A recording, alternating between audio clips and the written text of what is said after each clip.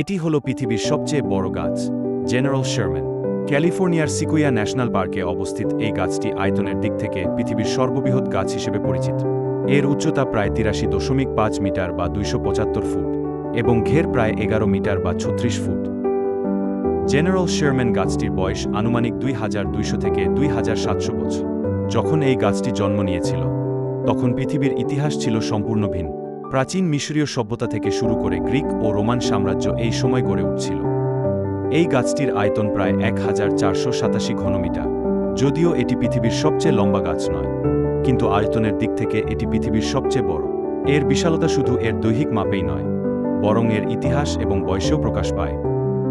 এই ধরনের সিকুইয়া গাছ আমাদের পরিবেশের এক গুরুত্বপূর্ণ অংশ এবং এগুলো সংরক্ষণ করা অত্যন্ত জরুরি।